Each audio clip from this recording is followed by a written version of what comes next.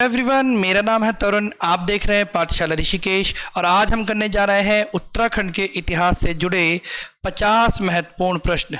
वो प्रश्न जो कभी किसी एग्जाम में आए हैं या आने की बहुत ज़्यादा संभावना है और जो आपकी हिस्ट्री को और ज़्यादा मजबूत करेंगे। हमारे यहाँ पर एसएससी, बैंक, सीडीएस, एफकेट, एसएससी से जुड़े सेंट्रल लेवल और स्टेट लेवल, साथ ही साथ उत्तराखंड के जितने भी एग्जाम्स हैं सबकी ऑफलाइन तैयारी की जाती है। आप बाकी जानकारी के लिए इस पर कॉल कर सकते हैं। देखिए पहला क्वेश्चन, उत्तराखंड के किस स्थान से पाषाणकालीन शवागार, ये शवागार होगा, शवागार व कप मार्क्स मिले हैं? चार ऑप्शन आपके सामने हैं, चारों ही ऑप्शन हिस्ट्री से जुड़े हैं और काफी अच्छा क्वेश्चन है ये। और आंसर होगा इसका ऑप्शन डी, रामगंगा घाटी। ठीक है, एक मेहरू उड़ियार नामक स्थल है। कौन सा? मेहरू उड़ियार नामक पुरातात्विक स्थल भी रामगंगा घाटी से ही मिला है। बात करें हम लाखू गुफा की, किसकी? लाखू गुफा की, तो 1968 में एमपी जोशी द्वारा, कब? नहीं सॉरी 1968 1896 में एमपी जोशी द्वारा खोजी गई थी। ठीक है, 1896 में। कहाँ पर है? तो अल्मोड़ा के बाड़ाचीना के दल बैंड के निकट सुयाल नदी के तट पर। ठीक है, मुख्य विषय क्या है? बहुत बार पूछा था कि चित्रों का मुख्य विषय क्या है, तो मुख्य विषय है सामूहिक नृत्य। सामूहिक नृत्य। ठीक है, मुख्य विषय क्या है? और बात करेंगे तो इसकी तुलना भीमबेटका की गुफा से करी जाती है। ठीक है, और चार रंगों का प्रयोग हुआ है इसके चित्रों में। किसके? चार रंगों का प्रयोग। कौन कौन सा? लाल, गुलाबी, सफेद और काला। सफेद और काला, ये चार रंगों का प्रयोग है। लाल को हम बोलेंगे तो गेरुआ, गेरू भी बहुत बार बोला जाता है। ठीक है, और लोहित भी बहुत बार शब्द प्रयोग होता है इसके लिए, लेकिन है वो क्या? लाली रंग है। ठीक है, बात करेंगे हम फड़कानौली की, किसकी? फड़कानौली की, तो यहां से शैलाश्रय प्राप्त हुए। क्या प्राप्त हुए? शैलाश्रय। कितने? 3 शैलाश्रय प्राप्त हुए हैं। और इसकी खोज भी किसने करी थी? तो इसकी खोज करी थी 1985 में यशोधर मठपाल ने। किसने? यशोधर मठपाल ने। ठीक है, और ये स्थान भी किसके? सुयाल नदी के तट पर है। बात करेंगे हम पुरोला घाटी की, तो पुरोला घाटी पे कैसे बर्तन मिले हैं, मृदभांड मिले हैं। ठीक है, काले रंग के मृदभांड मिले हैं, या फिर कह सकते हैं काले रंग के चित्र मिले हैं जिनमें शंख लिपि का प्रयोग हुआ है। कौन सी लिपि? शंख लिपि का इस पे प्रयोग हुआ है। ठीक है, अगला क्वेश्चन देखिए, किस स्थान से मिले बर्तन पाकिस्तान की स्वात घाटी से मेल खाते हैं? तो किस स्थान से मिले हैं? तो ये मिले हैं आपका, बताइए जल्दी। तो ये मिले हैं ऑप्शन बी आपका मलारी गांव से। कहां से मिले हैं? मलारी गांव से। मलारी गांव की बात करें तो मलारी गांव है कहां पर? ठीक है, क्या क्या इसमें मिले हैं? तो मलारी गांव में अलग अलग समय पर अलग खोज हुई, जैसे 3 खोज हुई, मतलब 3 चरणों में इसकी खोज हुई। 1956, 1983 और 2001 में। ठीक है, इसकी 3 समय पर खोज हुई। सबसे पहली खोज जो 1956 में हुई वो किसने करी? तो वो करी थी शिव प्रसाद डबराल ने। किसने करी थी? शिव प्रसाद डबराल ने। शिव प्रसाद डबराल ने। और उन्होंने यहां पर क्या खोजा था? तो उन्होंने यहां पर खोजे थे शवाधान। ठीक है, क्या खोजे थे? शवाधान उन्होंने यहां पर खोजे गए थे। दूसरे चरण की जो वो थी, कह सकते हैं आप, दूसरे चरण की जो खोज हुई कब? 1983 में। उसमें बीएम खंडूरी के अनुसार, किनके? बीएम खंडूरी, एक कह सकते हैं आप पुरातत्ववेदा या इतिहासकार रहे होंगे। बीएम खंडूरी के अनुसार यहां से क्या क्या मिला है? तो यहां से एक संपूर्ण कंकाल मिला है, संपूर्ण पशु कंकाल मिला है, संपूर्ण पशु कंकाल। ठीक है, संपूर्ण पशु कंकाल मिला है। और साथ ही साथ बहुत बार पूछा कि इस पशु कंकाल को क्या कहा जाता है? तो इस पशु कंकाल को बहुत बार जीबू कहा गया है और बहुत बार इसे पहाड़ी वृषभ भी कहा गया है। ठीक है, और दूसरे इसके साथ मिले हैं लौह उपकरण। लौह उपकरण मतलब शिकार के लिए लौह उपकरण। और साथ ही साथ कांसे की कटोरी, कांसे का कटोरा, कांसे का कटोरा, हाँ जी, कांसे का कटोरा और कुछ और बर्तन भी इसके साथ मिले हैं। ठीक है, बात करेंगे किमनी गांव की, तो किमनी गांव की बात करें तो पिंडर नदी के तट पर है। पिंडर नदी, और यहाँ से सफ़ेद रंग के चित्र मिले हैं। और कैसे? सफ़ेद रंग के यहाँ से चित्र मिले हैं। कसार देवी की बात करेंगे तो कसार देवी में अपना ही एक मैग्नेटिक फील्ड पाया जाता है। इसकी तुलना माचू पिचू और साथ ही साथ मतलब पेरू में स्थित है माचू पिचू, और साथ ही साथ इंग्लैंड की स्टोन हैंग से की जाती है। नासा ने भी इस जगह का सर्वेक्षण किया है। इस पर एक बहुत ही प्यारी रील हमने हमारे इंस्टाग्राम चैनल पाठशाला ऋषिकेश के बनाई है, आप उसे देख सकते हैं। फल सीमा की अगर हम बात करेंगे तो फल सीमा से क्या मिले हैं? तो योग करते हुए चित्र मिले हैं। कैसे? योग करते हुए चित्र मिले हैं फल सीमा से। किस स्थान से प्राप्त सिक्कों को अल्मोड़ा राजकीय संग्रहालय में रखा गया है? ठीक है, सिक्के कहें या फिर कहेंगे आपकी आकृतियां मिली है, सिक्के तो नहीं कहेंगे, आकृतियां मिली है, और ये मिली है ऑप्शन बी आपके बनकोट से। ठीक है, बनकोट से मिली है, जिन्हें अल्मोड़ा राजकीय संग्रहालय में रखा गया है। 8 ताम्र मानव आकृतियां, 8 ताम्र मानवाकृतियां। ठीक है, 8 ताम्र मानव आकृतियां यहां से मिली है। हुडली की हम बात करेंगे तो नीले रंग के चित्र मिले हैं। कैसे? नीले रंग के चित्र। और नदी की बात करें तो यमुना नदी के तट पर है। कौन सी? यमुना नदी के तट पर। ठीक है, पेटशाल की अगर हम बात करेंगे तो पेटशाल से कत्थई रंग के चित्र मिले। कैसे? कत्थई रंग के। ठीक है, कत्थई रंग के शैल चित्र मिले। ग्वारख्या गुफा काफी इंपॉर्टेंट जगह है। ग्वारख्या गुफा के बारे में आता है तो बहुत बार इसके जो चित्र हैं वो लाखों उड़ियार से अधिक चटकदार है। ठीक है, चमोली के डुंगरी गांव के पास है। चमोली के डुंगरी गांव के पास। ठीक है, चमोली के डुंगरी गांव के पास राकेश भट्ट द्वारा, मतलब वैसे तो गांव के लोग पहले से ही जानते थे, पर एक लंबे बड़े स्तर पर इसे किसने खोजा? तो इसे खोजा राकेश भट्ट ने। किसने? राकेश भट्ट द्वारा इसे खोजा गया था। यहाँ से 41 मिले, 41 चित्र मिले। कितने? 41। ठीक है, जिसमें से 30 मनुष्य के, कितने? 30 मनुष्य, 8 मानव और 3 पुरुष के हैं।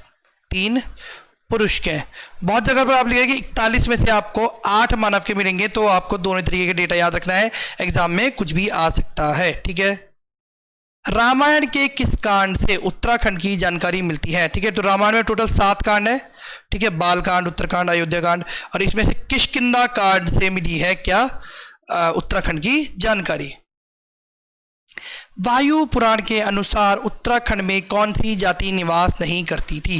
ठीक है, तो वायु पुराण के अनुसार उत्तराखंड में 5 जातियां निवास करती थी। कौन कौन सी? किरात, किन्नर, यक्ष, गंधर्व और नाग। ठीक है, किरात, किन्नर, यक्ष, गंधर्व और नाग जातियां। तो कौन सा होगा इसमें से? तो इसमें होगा ऑप्शन, एक मिनट रुकेंगे, ऑप्शन सी होगा आपका खस जाति से। ठीक है, अगला क्वेश्चन आपके सामने, कालसी लेक की खोज कब की गई? ठीक है, कालसी लेक अशोक का लेक है, कालसी लेक, और इसकी खोज हुई थी ऑप्शन बी में 1860 में। ठीक है, 1860 में इसकी खोज हुई। किसने करी? तो इसकी खोज करी थी जॉन फॉरेस्ट ने। किसने? जॉन फॉरेस्ट ने 257 जॉन नहीं होगा, सॉरी, जॉन फॉरेस्ट 257 ईसा पूर्व का ये अभिलेख है। ठीक है, इसमें इसकी भाषा क्या होगी? तो इसकी भाषा होगी प्राकृत, प्राकृत भाषा और ब्राह्मी लिपि। ठीक है, प्राकृत भाषा और इसकी ब्राह्मी लिपि है। क्षेत्र को कहा गया है अपरांत। क्या कहा गया है? अपरांत। और उसको क्या कहा गया है? पुलिंद, सॉरी पुलिंद। लोगों को कहा गया है पुलिंद। क्षेत्र को कहा गया है अपरांत और लोगों को कहा गया है पुलिंद। और पुराना नाम क्या है कालसी का? बहुत बार पूछा जाता है। तो कालसी का पुराना नाम है सुधनगर या फिर कलकूट, कलकूट। ठीक है, ह्वेनसांग ने इसे सुधनगर कहा था, वैसे इसका नाम कलकूट है। ठीक है, निम्न में से कौन सा एक कुनिंद नरेश नहीं है? अग्रराज, शिवदत्त, हरिदत्त या शिवपाली दत्त? अच्छा जी, ठीक है, तो इसमें ये तो सारे ही हैं। ठीक है ना, तो ये थोड़ा एरर हो जाए क्वेश्चन में। चारों ही ये 5 क्या है? कुनिंद नरेश हैं। क्यों? अगर हम बात करेंगे 10 कुनिंद नरेशों के बारे में हम पढ़ते हैं। कौन कौन सा? तो अग्रराज पहला आता है, अग्रराज, फिर आता है धनभूति, धनभूति, फिर धनभूति सेकंड, धनभूति सेकंड, ठीक है, फिर बलभूति, बलभूति, फिर अमोघ भूति, अमोघ भूति, फिर शिवदत्त, हरिदत्त, शिवपाली दत्त, शिवपाली दत्त, और लास्ट आता है छत्रेश्वर। कौन? छत्रेश्वर। 10 हो गए, 1 2 3 4 5 6 7 8 9, ठीक है। अग्रराज, धनभूति, धनभूति सेकंड, बलभूति, अमोघ भूति, शिवदत्त, हरिदत्त, शिवपाली दत्त, छत्रेश्वर। विश्वदेव, सच, हाँ जी, सबसे पहला आएगा विश्वदेव। कौन सा आएगा? विश्वदेव। अग्रराज, धनभूति, धनभूति सेकंड, बलभूति, अमोघ भूति, शिवदत्त, हरिदत्त, शिवपाली दत्त और छत्रेश्वर, ठीक है। कौन सी कुलिंद मुद्राएं ब्रिटिश संग्रहालय लंदन में रखी गई हैं? तो ये 3 प्रकार की मुद्राएं हैं कुलिंदों की, और कौन सी रखी गई हैं? तो ये रखी गई है अल्मोड़ा प्रकार की मुद्राएं, ठीक है। ये देखिए आपके सामने पूरा का पूरा चार्ट खुल गया है, इसमें पूरी जानकारी है मुद्राओं के बारे में। ये कौन सी है? तो ये है अमोघ भूति, अमोघ भूति प्रकार की मुद्राएं, ठीक है। ये अल्मोड़ा और ये छत्रेश्वर, ठीक है। तो अमोघ भूति में ब्राह्मी और खरोष्टी लिपि का प्रयोग हुआ है, अल्मोड़ा और ब्राह्मी में ब्राह्मी का, ठीक है, अल्मोड़ा और छत्रेश्वर में ब्राह्मी का। फिर बात करेंगे अमोघ भूति की, तो तांबा और चांदी, अल्मोड़ा में तांबा और छत्रेश्वर में तांबा। अब देखिए आपने 2 पॉइंट देखे। अमोघ भूति, अमोघ भूति कुलिंद वंश का सबसे प्रतापी राजा। अब प्रतापी है, ताकतवर है, तो कुछ अलग होगा, तो इससे ब्राह्मी के साथ खरोष्टी करी, तांबे के साथ चांदी। क्या लिखा गया है मुद्राओं में? तो इसमें लिखा गया राग कुलिंदस अमोघ भूतिस महाराजस। यहाँ पर है 8 कुलिंद नरेशों का नाम, और इससे मिलती है हमें कुषाणों की जानकारी। चित्रों की बात करेंगे तो इसमें मृग या और देवी लक्ष्मी, या फिर देवी लक्ष्मी, मृग और देवी लक्ष्मी का। इसमें है कुबड़ा बैल का, और साथ ही साथ इसमें क्या है? त्रिशूल धारण भगवान, ठीक है। अल्मोड़ा मुद्राओं को बहुत बार आसेक मुद्रा भी कहा जाता है। कौन सी मुद्रा? आसेक मुद्रा, ठीक है, आसेक मुद्रा। गोपेश्वर त्रिशूल लेख में किस लिपि का प्रयोग हुआ है? ठीक है, गोपेश्वर त्रिशूल लेख, जहां से हमें 4 नाग राजाओं के नाम मिलते हैं। कितने? 4 नाग राजा, कौन कौन से? तो बात करते हैं हम गणपति नाग, विभु नाग, अंशु नाग और स्कंदनाग, ठीक है। 4 नाग राजाओं के नाम मिलते हैं जिनमें प्रयोग हुआ है दक्षिण ब्राह्मी लिपि का। योद्धे वंश की मुद्राओं में किसका चित्र अंकित है? तो योद्धे वंश की मुद्राओं में चित्र अंकित है ऑप्शन बी, कार्तिकेय। कार्तिकेय भी कैसे? तो शूलधारी कार्तिकेय, ठीक है। बात करेंगे हम योद्धे वंश की, तो पुराणों में इन्हें उसीनार और नृगु, उसीनार और नृगु का वंशज बताया गया है। उसीनार और नृगु का वंशज बताया गया है, जिनका क्षेत्र राजस्थान और हरियाणा से था, ठीक है ना। और इनकी जो मुद्रा है वो कहाँ से मिली है? तो मुद्राएं मिली इनकी कालों का डांडा यानी आज का वर्तमान का लेंसिडॉन, और जौनसार भाबर से, ठीक है। कुषाणों को कुचलने में इन्होंने अहम भूमिका निभाई थी। किनको? कुषाणों को कुचलने में, साथ ही साथ अष्टाध्यायी और गोपत ब्राह्मण में भी इनका उल्लेख मिलता है, ठीक है। तालेश्वर ताम्रपत्र, जिसे हम ब्रह्मपुर राज्य का पता चलता है, ठीक है, की खोज कब हुई? ठीक है जी, बिल्कुल। तो तालेश्वर ताम्रपत्र की खोज हुई ऑप्शन ए आपका 1915 में। बात करते हैं हम ब्रह्मपुर राज्य की, तो ब्रह्मपुर राज्य के संस्थापक कौन था? तो ये थे विष्णुवर्मन। कौन? विष्णुवर्मन, ठीक है। विष्णुवर्मन इसके संस्थापक थे। बहुत ही, जैसे हम सेना की बात करेंगे तो सेना 3 भागों में बटी थी। कौन कौन सी? गजारोही, पदारोही और अश्वरोही। गजारोही, पदारोही और अश्वारोही। ठीक है, कुल देवता की बात करेंगे तो कुल देवता कौन थे? तो कुल देवता थे विरणेश्वर, विरणेश्वर या विंसर। ठीक है, बहुत जगह मतलब विरणेश्वर, कहीं भी विरणेश्वर लिखा होता है, कहीं पर विंसर लिखा होता है। ठीक है, सेनापति को बोला जाता था बालाध्यक्ष, बालाध्यक्ष।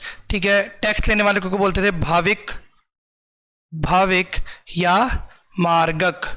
टैक्स लेने वाले को भाविक या मार्गक बोला था। जमीन दो भागों में बटी थी, केदार और सारी। केदार यानी जो सिंचित भूमि है, सारी यानी जो असिंचित भूमि है। ठीक है, ब्रह्मपुर राज्य में राजा के बेटे को क्या कहा जाता है? देखिए पीछे मैं ये बताना भूल गया आपको और आगे क्वेश्चन आ गया। तो राजा के बेटे को कहा जाता था राजपुत्र। ठीक है, ब्रह्मपुर राज्य में राजपुत्र। और जो मंत्री होते थे उन्हें कहा जाता था राजमात्य, राजमात्य। जो मंत्री होते थे, मंत्रीगण हुआ करते थे, उन्हें कहा जाता था राजमात्य। देखिए अगला क्वेश्चन, शत्रुहंता का नाम किसे दिया जाता है? तो शत्रुहंता कहा जाता है किसे? तो ये कहा जाता है ऑप्शन सी आपका निम्बरदेव को। निम्बरदेव शैव धर्म का अनुयायी था। कौन से धर्म का? शैव धर्म का अनुयायी था निम्बरदेव। इसी वजह से इसे बहुत बार निम्बर शैव भी बोला जाता है। और पांडुकेश्वर ताम्रपत्र में, इसमें पांडुकेश्वर ताम्रपत्र में इसका उल्लेख मिलता है। भूदेव की अगर हम बात करेंगे तो इसने बैजनाथ मंदिर का निर्माण करवाया था। कौन से मंदिर का? बैजनाथ मंदिर का। ठीक है, बैजनाथ मंदिर का निर्माण करवाया। साथ ही साथ इसे बौद्ध श्रवण शत्रु, क्या? बौद्ध श्रवण शत्रु किसे कहा जाता है? भूदेव को। ठीक है, ललित सूर्यदेव की हम बात करेंगे तो सबसे प्रतापी राजा, सबसे प्रतापी राजा। और सर्वाधिक ताम्रपत्र हमें मिलते हैं किसके? ललित सूर्यदेव के। ठीक है, शंकराचार्य का आगमन किसके समय हुआ? बहुत बड़ी क्वेश्चन पूछा था है और बहुत ही आसान तरीका से याद करने का। कैसे? देखिए शंकराचार्य जो थे उन्होंने क्या करा? उन्होंने करा भगवान का काम। उन्होंने चारों धामों की स्थापना करी, है ना। तो भगवान का नाम है यहाँ पर ईष्ट, यानी ईष्ट गण के समय शंकराचार्य का आगमन हुआ। और 820 ईस्वी में उन्होंने अपने प्राण त्याग दिए। कहा? केदारनाथ में। ठीक है, चार धामों की स्थापना करी थी, जो आज हम चार जगहों की, चार मठों की स्थापना करी थी, जिन्हें आज हम चार धाम के नाम से जानते हैं। निम्बरदेव के बारे में हम बात कर चुके पीछे। भूदेव की हम बात करेंगे तो इसने बैजनाथ में नटराज, लकुलिश, नटराज, लकुलिश और जो और मंदिरों का इसने निर्माण करवाया था। ठीक है, हाँ एक और बात करेंगे हम ईस्टगढ़ के बारे में बताएंगे। तो इसने समस्त उत्तराखंड को, तो देखिए फिर से वही भगवान वाला काम करा इसने, समस्त उत्तराखंड को एक सूत्र में बांधने का काम किया। क्या? एक सूत्र में बांधने का काम किया किसने? ललित सूर्यदेव ने, वो सॉरी ईस्टगढ़ ने। कत्यूरी प्रशासन में अभिलेख को रखने वाले को क्या कहा जाता था? तो क्या कहा जाता था? तो ये कहते थे ऑप्शन सी आपका औपचारिक। ठीक है, इसे भी याद कर सकते हैं बहुत अच्छे तरीके से। कैसे? औपचारिक को आप कर लेंगे औपचारिक, यानी ऑफिशियल डॉक्यूमेंट जिसके पास रहते थे उसे कहा जाता था औपचारिक। ठीक है, क्षेत्रपाल की हम बात करेंगे तो कृषि का ध्यान रखता था, या कह सकते हैं हम कृषि की उन्नति का ध्यान रखता था। तो क्षेत्रपाल हमारे यहाँ पर गांव में देवता होते हैं, क्षेत्रपाल देवता, यानी जो उस क्षेत्र की रक्षा करेंगे। तो वो भी क्षेत्र, और क्षेत्र किसका पर्यायवाची है? तो क्षेत्र का तत्सम, तत्सम तद्भव शब्द होते हैं। तो क्षेत्र किसका तत्सम शब्द है? तो क्षेत्र तत्सम शब्द है खेत का। तो खेत की रक्षा करने वाला क्षेत्रपाल। ठीक है, खंडपति की हम बात करेंगे तो ये अब उसकी खजाने की रक्षा करते रहे, आपकी रत्नों की रक्षा करता था। कौन? खंडपति। चाराल की नियुक्ति किस चंद राजा ने करी थी? रुद्रचंद, सोमचंद, ज्ञानचंद या फिर इंद्रचंद? तो चाराल की नियुक्ति करी थी आपके ऑप्शन बी सोमचंद ने। ठीक है, चाराल की नियुक्ति कौन कौन से? कार्की, बोरा, तड़ागी और चौधरी। कार्की, बोरा, तड़ागी और चौधरी, जिन्हें चाराल कहा जाता था। साथ ही साथ इसने गांव के लिए बुढ़ा और सयाणों की नियुक्ति करी। और मेहरा और फर्त्यालों को, मेहरा और फर्त्यालों को मंत्री पद दिए। क्या दिए? मंत्री पद दिए। ये इसने सबसे पहले किसे परास्त किया था? बहुत बार पूछा था। तो रावत राजा को, किसे? रावत दोनाकोट के रावत राजा को इसने सबसे पहले परास्त किया था। इसके समय पर जो डोटी का राजा था, क्योंकि ये डोटी के राजा को टैक्स देता था, और डोटी का राजा इसके समय था जयदेव। कौन था? जयदेव इसके समय पर डोटी का राजा था। ठीक है, सोमचंद चंद्रवंश का संस्थापक। और की अगर हम बात करें तो इंद्रचंद की बात करें तो इसे बहुत बार गढ़वाल का लालची राजा भी कहा जाता है, लालची राजा। ठीक है, रेशम का उत्पादन इसके समय हुआ था, और इसके समय चीन और नेपाल से व्यापारिक संबंध भी काफी अच्छे थे। रुद्रचंद की हम बात करें तो रुद्रचंद के बारे में चलिए आगे बात करेंगे हम। किस चंद राजा का वार्षिक श्राद्ध पर भूमि दान का उल्लेख मिलता है? तो किस चंद राजा का मिलता है? तो ये मिलता है ऑप्शन बी आपका, ऑप्शन डी अभय चंद का। अभय चंद एकमात्र राजा जिसकी जानकारी उसके स्वयं के अभिलेखों से मिलती है। किससे? स्वयं के अभिलेखों से। ठीक है, थौर चंद की हम बात करेंगे तो डब्ल्यू फ्रेजर एक इतिहासकार रहे हैं, डब्ल्यू फ्रेजर।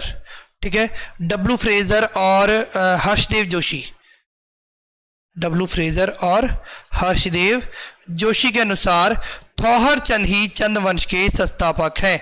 ठीक है, बात करें हम वीर चंद की तो 1191 में अशोक चल ने इसके समय पर आक्रमण किया। किसने? अशोक चल ने। ठीक है, और बहुत बार कहा जाता है कि 200 साल बाद चंद वंश की पुनः स्थापना करने वाला संस्थापक है कौन? वीरचंद। वीणाचंद की हम बात करें तो इसे बोला जाता है कुमाऊं का विलासी राजा, कुमाऊं का विलासी राजा। ठीक है, कुमाऊं का विलासी राजा। देखिए अगला क्वेश्चन, किस चंद राजा का युद्ध कुमाऊं की वीरांगना भाग धौनियान के साथ हुआ था?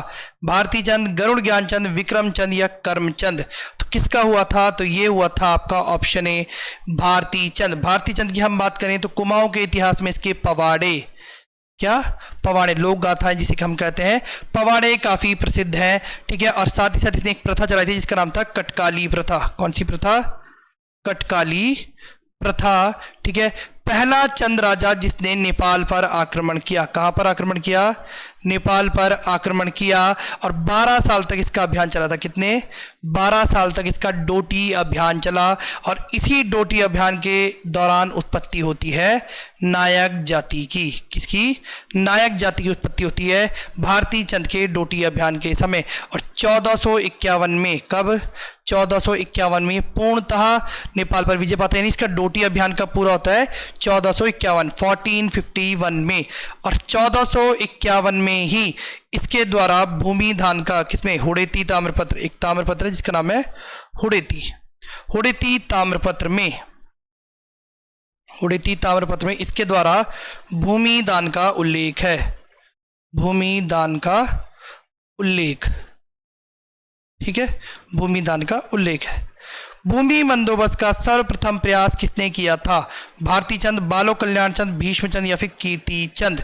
ठीक है, भूमि बंदोबस्त, तो ये थोड़ा क्वेश्चन ऑप्शंस गलत लग रहे हैं इसमें।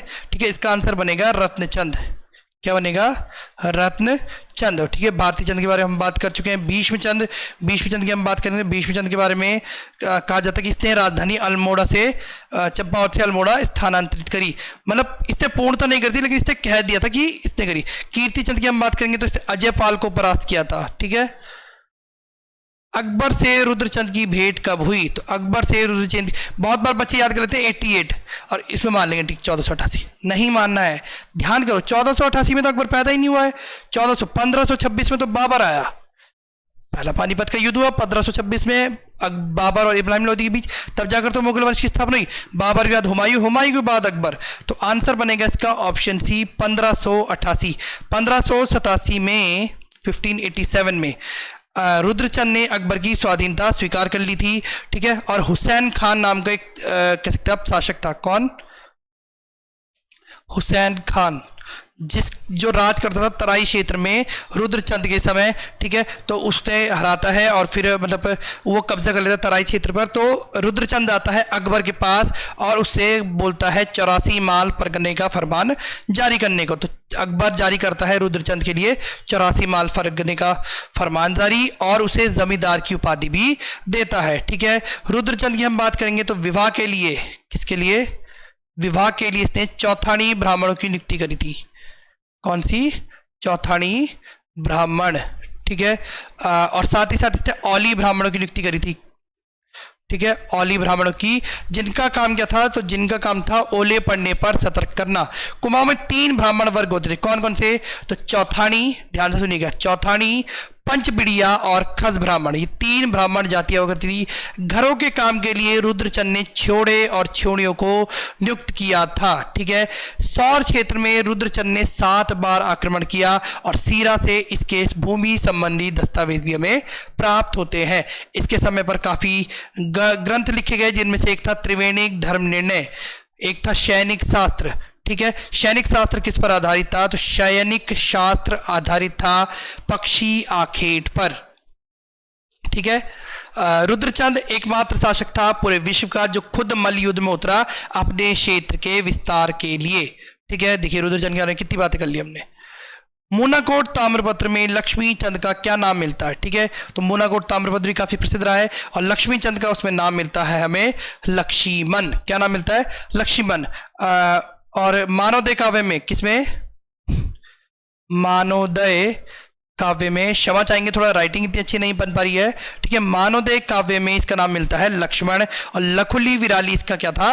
उपनाम था। क्यों कहा था कि लखुली विराली मतलब भीगी बिल्ली टाइप? क्योंकि ये मुगलों से काफी डरा करता था। एक क्वेश्चन छूट गया। गड़ियुड़ा किस चंद राजा का सेनापति था? तो गड़ियुड़ा सेनापति था ऑप्शन बी आपका त्रिमल चंद का, ठीक है। दिलीप चंद की हम बात करेंगे तो दिलीप चंद के बारे में एक बहुत ही इंपॉर्टेंट फैक्ट आता है कि इसकी मृत्यु क्षय रोग से हुई थी। किससे हुई थी?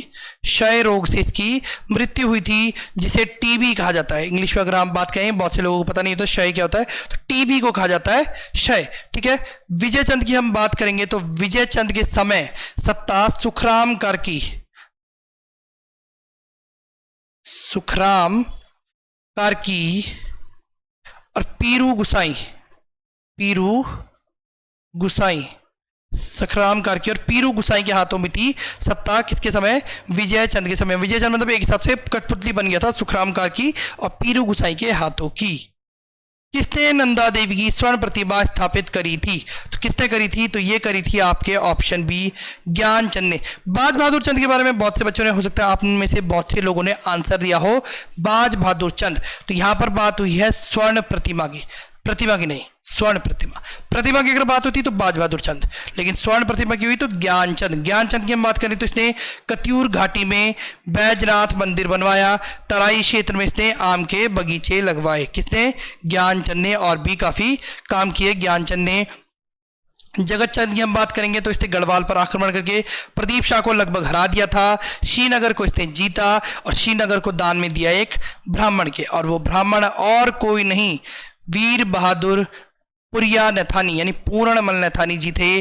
पूर्णमल नैथानी जी के बारे में भी हमने एक रील बनाई है, एक वीडियो बनाई गई है इंस्टाग्राम पर, आप जाकर चेक कर सकते हैं, ठीक है।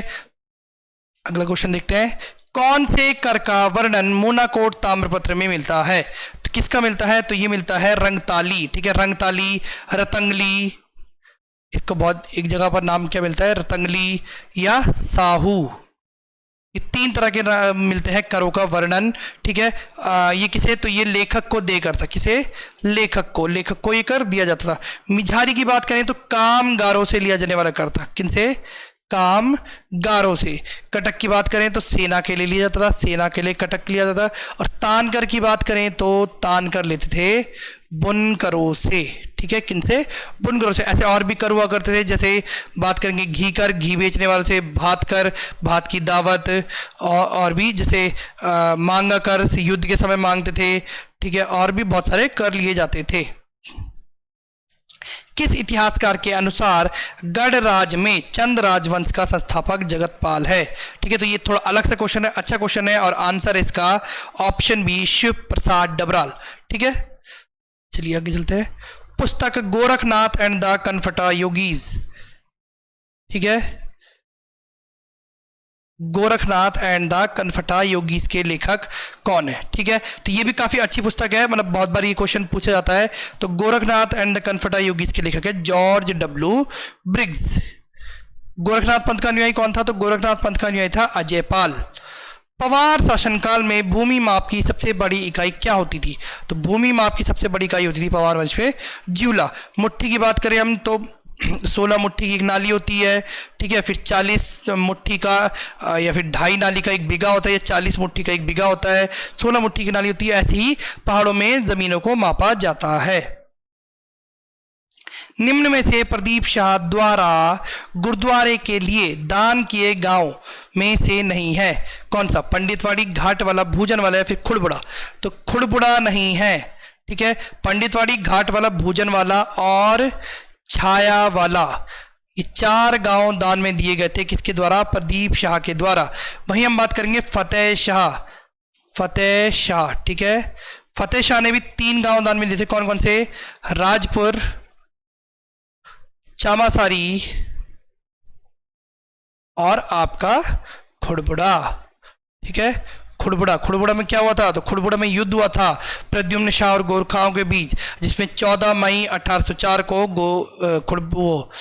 प्रद्युम्न शाह मारे गए थे, ठीक है। कहा जाता है कि इस युद्ध में उनकी मृत्यु लंढौर के राजा राय दयाल सिंह ने करी थी। खुड़बुड़ा युद्ध के, देखिए अब बात करी खुड़बुड़ा की और आगे क्वेश्चन। खुड़बुड़ा युद्ध के बारे में जानकारी निम्न में से किस पुस्तक से होती है? तो ये होती है आपकी A.R. गिल की वैल्यू ऑफ दून। किसकी? A.R. गिल, ठीक है। पवार शासनकाल में बंजर भूमि या कभी खेती ना की गई हो कहलाती है कौन सी? तो देखिए मतलब ऐसे याद कर सकते हैं कि बंजर है लेकिन उसे बुरा नहीं लगना चाहिए, उसे हमने नाम दिया क्या? केसरे हिंद भूमि, ठीक है। यानी केसर भी दे दिया, हिंद भी दे दिया, कि जिस जमीन पे कुछ नहीं होगा उसे कुछ नाम दे दिया कि वो बुरा ना लगे वो नाम। तो केसरे हिंद भूमि। केपी नौटियाल द्वारा किस स्थान पर पाषाणकालीन अवशेष होने का दावा किया गया?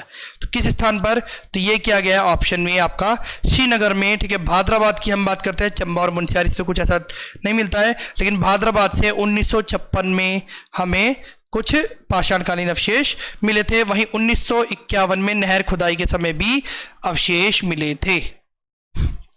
किस समिति द्वारा 1-2 अक्टूबर 1994 को दिल्ली में प्रदर्शन करने का निश्चय किया गया? उत्तराखंड पीपल फ्रंट, उत्तराखंड संयुक्त संघर्ष समिति, उत्तरांचल युवा परिषद, ये छात्र युवा संघर्ष समिति। तो यह होगा आपका ऑप्शन डी, छात्र युवा संघर्ष समिति। जिसकी स्थापना हुई थी कब? तो 18 सितंबर 1994 को इसकी स्थापना हुई और 1-2 अक्टूबर को इसने दिल्ली में प्रदर्शन करने का निश्चय लिया, ठीक है। बात करेंगे हम उत्तरांचल युवा परिषद की, तो 1976 में इसकी स्थापना हुई, इसकी हुई 1994 में, और उत्तराखंड पीपल फ्रंट भी 1996 में, ठीक है।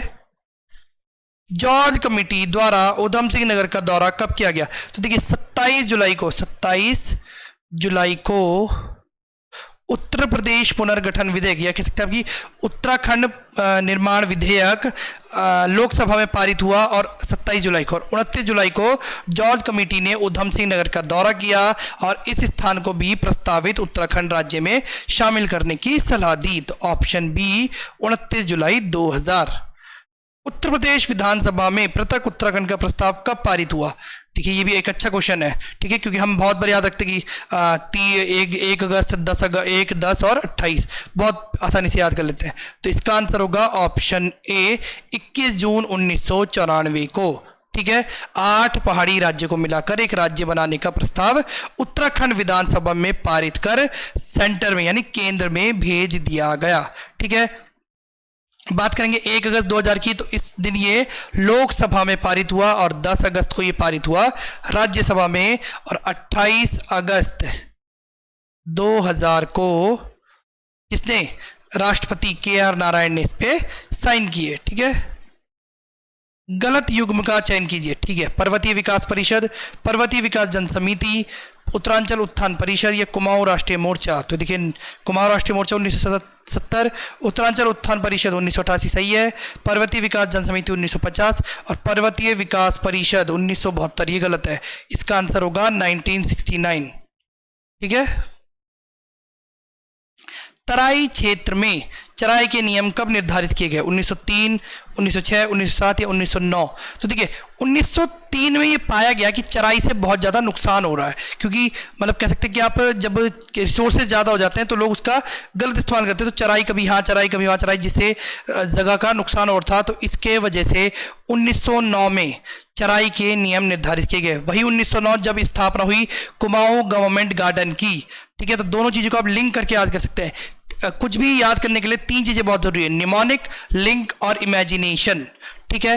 निमोनिक बनानी है आपने, लिंक करना कि मैंने यहाँ पर ऐसा पढ़ा था, वहाँ पर ऐसा पढ़ा था, वो ऐसा था, ये ऐसा था, अच्छा दोनों में ये डिफरेंस है, अच्छा इस तरीके से दोनों को याद कर सकते हैं, दोनों एक ही समय हुई, ठीक है। जैसे बहुत बार हम कॉलेजों की स्थापना वर्ष याद करते हैं, तो अगर आप देखेंगे तो MKP यानी महादेवी देवी कन्या पाठशाला, DAV PG कॉलेज और गुरुकुल कांगड़ी विश्वविद्यालय, तीनों का स्थापना वर्ष 1902 है, ठीक है। तो ऐसे लिंक करना है चीजों को, तब जाकर चीजें याद होंगी। 1909 नॉर्मन गिल, ठीक है। चंद काल में तराई क्षेत्र में कौन सा परगना नहीं था? अच्छा जी ठीक है, मुंडिया, बुक्साड़, गदरपुर, गोविषण। तो देखिए ये सब पुराने नाम हैं उन जगहों के जो आज वर्तमान में है, ठीक है। तो आंसर होगा इसका ऑप्शन डी, गोविषण। गोविषण नहीं था। देखिए काशीपुर तो था, काशीपुर था, ठीक है, लेकिन अगर गोविषाण की हम बात करें तो गोविषाण तो एक बहुत ही ज्यादा पुरातात्विक स्थल है, ठीक है। तो गोविषाण की जगह उसका नाम उस समय हुआ करता था कोट, ठीक है। किस वर्ष टनकपुर भाबर को अल्मोड़ा जिले में मिला दिया गया? 1895, 1896, 1897, 1898। तो 1896 में मिला दिया गया था किसे? टनकपुर भाबर को अल्मोड़ा में। और 1910 में, कब? 1910 में अल्मोड़ा भाबर को मिला दिया नैनीताल भाबर में, ठीक है। तराई क्षेत्र में निम्न में से किस कारणों के लिए प्रसिद्ध रहा? ठीक है, शीशम और सागवान के वृक्षों की बहुलता, शिकार के लिए वन्य जीवों की बहुलता, डाकू एवं चोरों के छुपने का स्थान, ये उपरोक्त सभी।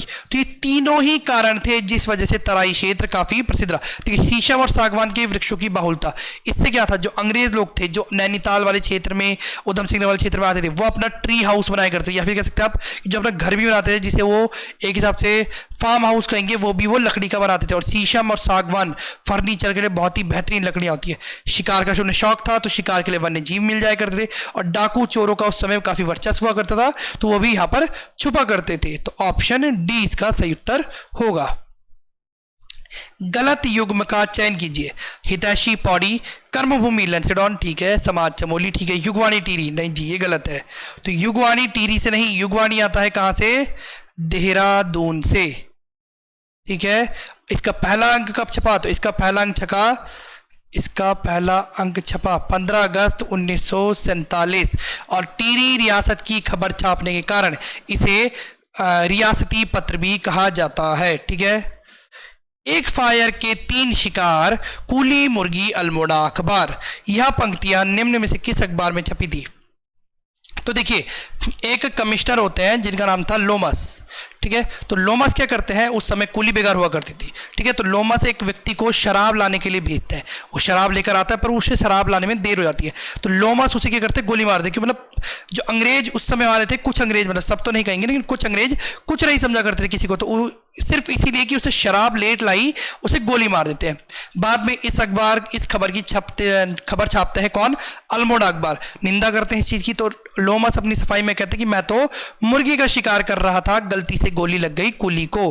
तो फिर एक जो वो समय होता है, उस समय पर शिकार प्रतिबंधित होता है, तो प्रतिबंधित होता है, तो इस वजह से जो वो होते हैं अखबार फिर से छापता है कि जब शिकार प्रतिबंधित था तो आपने शिकार किया कैसे, तो वो अपनी जालसाजी कर और अल्मोड़ा अखबार को जिस तरीके से बंद करते हैं। लेकिन वहीं पीछे 1917 से छपना शुरू हो गया था गिरिजादत्त नथानी के संपादक में पुरुषार्थ, और पुरुषार्थ में एक लाइन छपती है, एक फायर के 3 शिकार, कुली, मुर्गी और अल्मोड़ा अखबार की। कुली मुर्गी भी मर गई और अल्मोड़ा अखबार भी मर गया, और इस तरीके से 1918 में अल्मोड़ा अखबार हो जाता है बंद।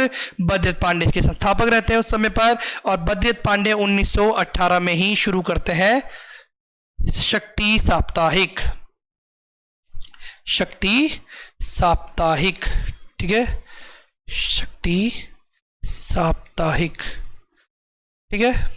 बद्रीदत्त पांडे बहुत बार पूछा था कि बद्रीदत्त पांडे अल्मोड़ा अखबार के संपादक कब से कब तक रहे, तो 1913 से 1918 तक। 1929 में निम्न में से कौन नैनीताल के दौरे पर नहीं आए थे? जवाहरलाल नेहरू, सुचेता कृपलानी, विजय लक्ष्मी पंडित या कस्तूरबा गांधी? तो आंसर होगा इसका बहुत ही प्यारा ऑप्शन सी, विजय लक्ष्मी पंडित। ठीक है, विजय लक्ष्मी पंडित कब आई थी? तो विजय लक्ष्मी पंडित आई थी 5 मई 1938 को श्रीनगर में कांग्रेस के विशेष अधिवेशन में। ठीक है, जिसमें विजय लक्ष्मी पंडित और जवाहरलाल नेहरू पधारे थे। ठीक है, राम सिंह आजाद की वकालत किसने करी थी? ठीक है जी, तो राम सिंह आजाद की वकालत करी थी ऑप्शन बी, गोपाल स्वरूप पाठक ने। ठीक है, लेकिन इनकी अपील किसने करी थी? तो अपील करी थी इंद्र सिंह नयाल ने। मुकुंदीलाल की हम बात करें तो मुकुंदीलाल ने भी एक बहुत बड़ा केस लड़ा है, किसका? तो वीर चंद्र सिंह गढ़वाली का। ठीक है, एस श्रीवास्तव की हम बात करेंगे तो इन्होंने खटीमा कांड की जांच करी थी। किसकी? खटीमा कांड की जांच करी किसने? एस श्रीवास्तव ने। गलत युग्म का चयन कीजिए। ठीक है जी, शिल्पकार आंदोलन जयनंद भारती, सही है। कुंजड़ीवन आंदोलन अमर सिंह, बीज बचाओ आंदोलन अनुसूया प्रसाद बहुगुणा, शराब विरोधी आंदोलन उत्तराखंड संघर्ष वाहिनी? तो आंसर होगा इसका ऑप्शन सी, बीज बचाओ आंदोलन का करा था किसने? विजय जड़धारी। किसने? विजय जड़धारी। तो देखिए आप बहुत आसानी से याद कर सकते हैं इसे। कैसे? तो बीज की बात हुई और बीज से क्या निकलती है? जड़ निकलती है। तो विजय जड़धारी ने करा बीज बचाओ आंदोलन का नेतृत्व। ठीक है, और बात करेंगे उत्तराखंड संघर्ष वाहिनी की तो इन्होंने शराब विरोधी आंदोलन चलाया था और 1984 में। कब? 1984 में इन्होंने एक नारा दिया था, नशा नहीं रोजगार दो। और ये क्वेश्चन आ चुका है एक बार एग्जाम में कि नशा नहीं रोजगार दो का नारा किस वर्ष दिया गया? आर्य समाज का शुद्धिकरण कार्यक्रम किस वर्ष हुआ?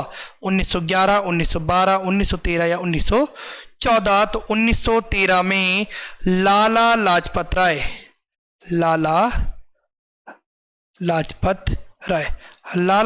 राय की अध्यक्षता में मुक्तेश्वर, कहां पर? मुक्तेश्वर काफी प्रसिद्ध जगह है, कहां पर? नैनीताल में। मुक्तेश्वर नैनीताल में आर्य समाज का शुद्धिकरण कार्यक्रम हुआ, जनेऊ धारण करवाए गए और उन्हें भी स्वर्णों के बराबर दर्जा दिया गया। कुमाऊं परिषद की प्रथम कल्पना कब की गई थी? तो कब की गई? तो 31 मार्च 1908 को अल्मोड़ा अखबार के एक अंक में प्रथम बार कुमाऊं परिषद की स्थापना की गई। तो आंसर इसका ऑप्शन डी, 1908। आर्य समाज का पहला स्कूल कहां खोला गया?